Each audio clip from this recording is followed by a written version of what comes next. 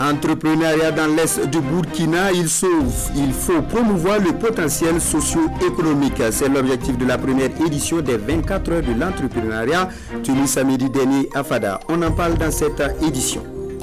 Hier dimanche à la cathédrale de Ouagadougou, c'était jour de fête en plus de la prière. Ensemble, les fidèles catholiques ont célébré la fête paroissiale de la cathédrale.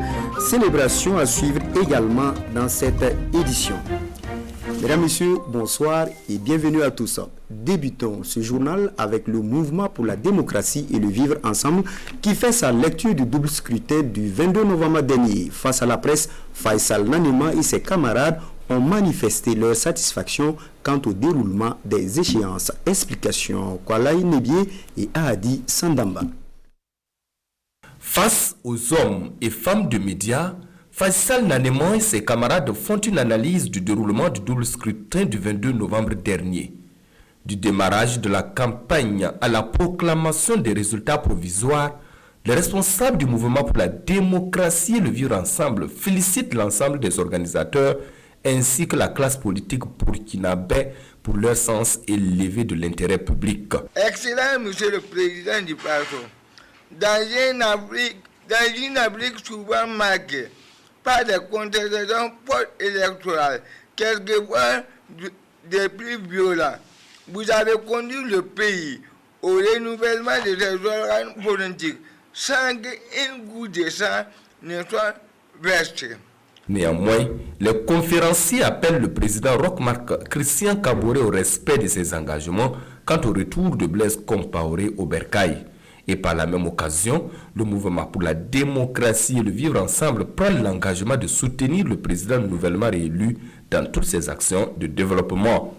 Pour en lui remercier pour tout ce qu'il a fait, nous exprimons notre soutien et notre disponibilité à l'accompagner pour la réussite de sa mission. C'est-à-dire assurer le développement du Burkina Faso dans la paix, la cohésion sociale et le vivre ensemble. Le mouvement pour la démocratie et le vivre ensemble a été porté sur les fonds baptismaux en juin 2019.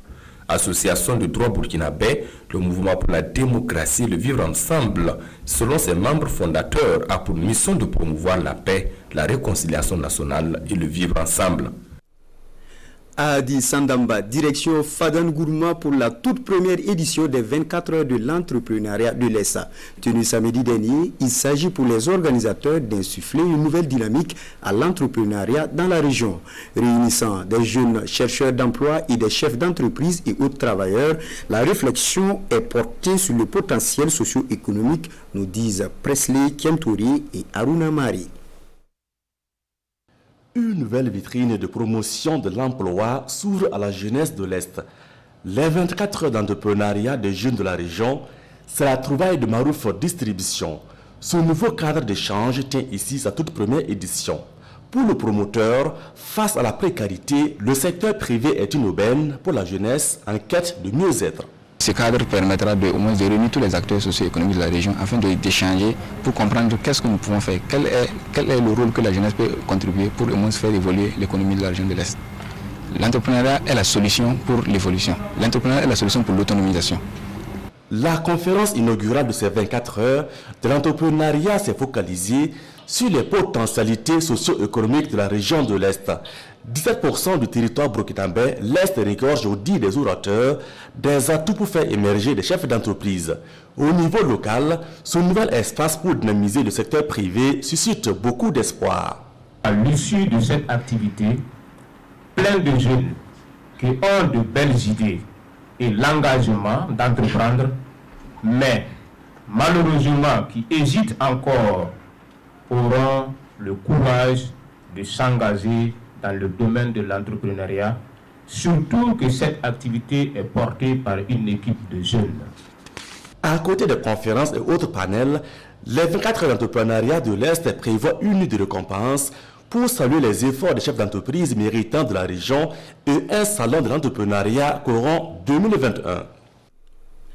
Pendant ce temps, dans les Hauts-Bassins, l'heure est au bilan pour le projet de renforcement des OSC à la participation citoyenne et à la gouvernance démocratique. Mise en œuvre avec le soutien financier de l'ambassade royale du Danemark, estimé à 125 millions de francs CFA, les travaux sont pilotés par l'association Jeunesse, Culture et Développement. Des détails avec Hassan Gourabou et Ismaël Saturnin Paris. Le projet de renforcement des organisations de la société civile à la participation citoyenne et à la gouvernance démocratique dans la région des Hauts-Bassins a 3 ans d'exécution. 3 ans au cours desquels l'association Jeunesse, Culture et Développement a mené plusieurs actions de sensibilisation des OSC sur l'importance de la participation citoyenne à la gestion de la chose publique. Aujourd'hui, il est question pour cette association de faire le bilan des différentes activités aux partenaires techniques et financiers. Oui, nous avons intervenu dans des mairies où il y avait des difficultés. Dans les mairies, les sessions de conseil se tenaient très difficilement. Par exemple, au niveau de Pény, où après le conseil municipal, il y avait après l'élection du maire, c'était des problèmes. Il y a Kalangasso Viré, il y a eu des crises où la population, en tout cas, n'était pas d'accord avec l'élection du maire. Mais depuis que nous nous sommes engagés à travers avec la commune, les 2 communes où il y avait des difficultés, la paix est revenue. Les différentes actions menées par l'association Jeunesse, Culture et Développement ont permis, selon le représentant des maires de 10 communes bénéficiaires, d'améliorer les indicateurs en termes de participation citoyenne aux différentes sessions, ce qui a contribué à un apaisement du climat. La participation citoyenne des organisations de la société civile a un faible niveau aujourd'hui. Il s'y est de faire en sorte qu'il y ait des projets de telle envergure pour pouvoir accompagner au mieux effectivement ces organisations de la société civile, même les élus locaux, à comprendre effectivement leur rôle. Cette deuxième phase du projet de renforcement des OSC à la participation citoyenne et à la gouvernance démocratique a couvert la période du 1er janvier 2019 au 31 décembre 2020. Et au vu des résultats engrangés, les différents acteurs envisagent une 3e phase. Comment mieux promouvoir le coton burkinabé? C'est tout le sens du projet Clair Coton. Ce projet est dans sa phase de renforcement des capacités des élus, des techniciens et des membres de l'UNPCB. Une formation axée sur la lutte contre le travail des enfants et la promotion de l'équité des sexes. L'ouverture des travaux avec Hassan Gourabou et Saturnin Paris.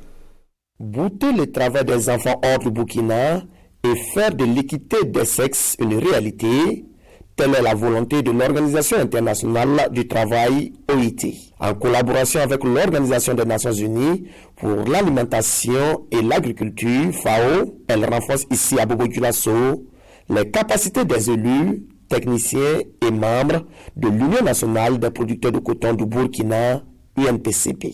Un atelier de renforcement qui intervient à travers le projet Clair Coton. L'objectif, c'est effectivement assurer que le travail enfantin, le travail forcé ne seront pas encouragés dans la filière pour permettre effectivement continuer à assurer la bonne image de qualité de coton burkinabé. Pendant 48 heures, ces élus, techniciens et membres de l'UNPCB venus des différentes régions cotonnières du Burkina seront formés sur divers modules dont les textes nationaux en matière de travail des enfants. Quand on écoutait le travail des enfants, pour nous, c'est d'interdire carrément l'enfant de travailler. Or, dans notre milieu, c'est un peu difficile de le faire. Mais avec cette formation, on a compris que c'est les activités dangereuses qui sont interdits. Et il y a des activités légères, il y a des âges auxquels vous pouvez vraiment confier des travaux légers à des enfants. À l'issue de cette formation, les différents acteurs présents devraient relayer les connaissances acquises auprès des autres agents de leurs régions respectives. Un travail qui devrait à terme permettre de réduire le taux d'enfants travaillant dans le secteur agricole. Un taux estimé actuellement à 69,2%. C'était plutôt un reportage signé de Lamine Karantao et de Karim Sissé. Un tour à l'église à présent. Hier dimanche, les fidèles ont célébré par anticipation la fête paroissiale de la cathédrale de Ouagadougou, initialement prévue pour chaque 8 décembre. Une célébration marquée par la consécration d'un nouvel autel. À Addis Abeba, Jean-Hugues Bayala. Une messe d'action de grâce pour marquer la fête patronale de la cathédrale Notre-Dame de l'Immaculée Conception de Ouagadougou. Une occasion d'offrir à la cathédrale un nouvel autel et un embon. Pour les fidèles, la joie est immense. Une satisfaction de joie vraiment parce que c'est l'Immaculée, la manifestation de notre maman Marie au peuple de Dieu, de sa virginité. Elle est pure, tu vois, l'Immaculée Conception. Donc vraiment, je suis très content. Cela répond au désir de notre Père archevêque qui, depuis fort longtemps, 4-5 ans, nous a demandé de faire en sorte qu'il puisse avoir un autel solide pour la cathédrale. Alors nous avons mené des réflexions et avec l'appui d'un artiste sculpteur, voilà, nous avons fait la maquette et bien sûr l'appui aussi de dons de la part des fidèles. Nous avons pu réaliser cet autel. Visiblement ému, le cardinal rend grâce à Dieu pour cela. La célébration a pris un cachet particulier puisque nous avons consacré le nouvel autel que nous avons confectionné. Il y avait une vitre avec l'agneau et ça ne répond pas aux normes liturgiques. Il faut quelque chose de solide. Dieu est solide. La cathédrale est solidement implantée. C'est sur le roc, c'est sur le Christ, c'est sur Dieu lui-même. Au cours de cette Eucharistie, les fidèles catholiques ont prié pour la paix au Burkina Faso. C'est une ambiance festive qui règne au sein de la paroisse cathédrale Notre-Dame de l'Immaculée Conception ce dimanche. Retrouvons maintenant Saturnin Paris pour cette page triste de cette édition. Sali Traoré, journaliste à la RTB au bassin, décédé samedi dernier, a été conduit à sa dernière demeure au cimetière municipal de Bobo-Dioulasso hier dimanche. Collègues, amis et parents lui ont rendu un dernier hommage. Le reportage de Drissa Traoré et de Ismaël Saturnin Paris. C'est ici, au cimetière municipal route de Banakele-Daga, que repose désormais notre consoeur Sali Traoré. Née en 1966 à Koloko, la femme que le ministère de la Communication et le monde de la presse pleure aujourd'hui, a intégré la RTB en 1994. Elle servira successivement à la RTB de ex-Radio Bobo avant de rejoindre l'entité télévision en 2010 où elle a servi jusqu'à sa disparition. À cause d'une émission, Salé peut te suivre des heures et des heures durant pour que tu puisses lui donner des explications et partager avec elle le peu de connaissances que tu as. Mais moi, je retiens surtout les côtés positifs parce que Salé était très sociable. Que ce soit baptême, que ce soit décès, que ce soit maladie, Salé était toujours aux côtés de ses frères, de ses soeurs et même de ses collègues. C'était vraiment un talent en Djoula. Elle comprenait et elle parlait bien Djoula. Pour remplacer une dame comme Sali, bon, j'ai posé toutes les équations possibles. Est-ce que je vais pouvoir les résoudre? Donc, par la suite, on m'a forcé. Je peux dire, si je peux dire ainsi, j'ai été forcé, j'ai accepté. Et aujourd'hui, tout le monde voit que j'interviens, que ce soit en Djoula ou en français, dans des cérémonies. Je peux dire que mon succès, une partie de mon succès vient de Sali.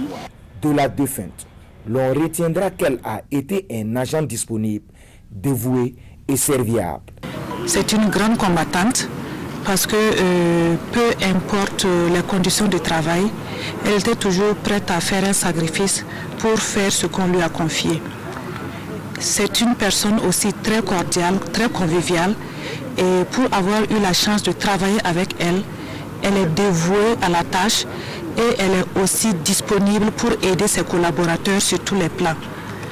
Donc aujourd'hui, son décès va laisser un grand vide, sinon laisse un grand vide pour tous ceux qui l'ont côtoyé, pour nous, ses collaborateurs qui sont au quotidien avec elle. Et c'est une personne que nous regrettons déjà. Sali Traoré repose en paix et que la terre du Burkina Faso te soit légère. Posé en paix. Mesdames, Messieurs, c'est la fin de cette édition. Bonne suite de programme sur la télévision du Burkina.